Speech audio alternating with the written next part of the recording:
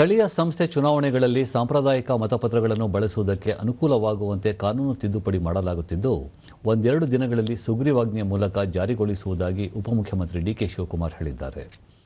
ಬೆಂಗಳೂರಿನ ತಮ್ಮ ನಿವಾಸದ ಬಳಿ ಸುದ್ದಿಗಾರರೊಂದಿಗೆ ಮತಗಳ್ಳತನದ ದೂರುಗಳು ವ್ಯಾಪಕವಾಗಿ ಬಂದ ಹಿನ್ನೆಲೆಯಲ್ಲಿ ಸರ್ಕಾರವು ಸ್ಥಳೀಯ ಸಂಸ್ಥೆ ಚುನಾವಣೆಯಲ್ಲಿ ಸಾಂಪ್ರದಾಯಿಕ ಮತಪತ್ರಗಳನ್ನು ಬಳಕೆ ಮಾಡಲು ಉದ್ದೇಶಿಸಿದೆ.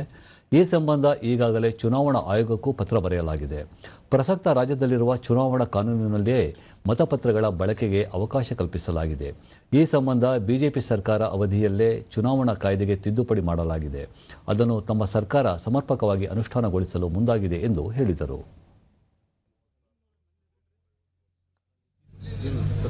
ಈಗ ನಾಳೆನೋ ನಾಳಿದ್ದು ಕಾನೂನು ತಂದು ತೋರಿಸ್ತೀನಿ. ಬಿಜೆಪಿಯವರು ಯಾಕೆ ಮಾಡಿದ್ರು? ಬಿಜೆಪಿಯವರು ಅದನ್ನ ಆಕ್ಟ್ ಮಾಡ್ಬೇಕಾದ್ರೆ ಲೋಕಲ್ ಬಾಡೀಸ್ ಅಲ್ಲಿ ಬ್ಯಾಲೆಟ್ ಆರ್ ಇವಿಎಂ ಅಂತ ಮಾಡಿದ್ರೆ ಯಾಕೆ ಮಾಡಿದ್ರು?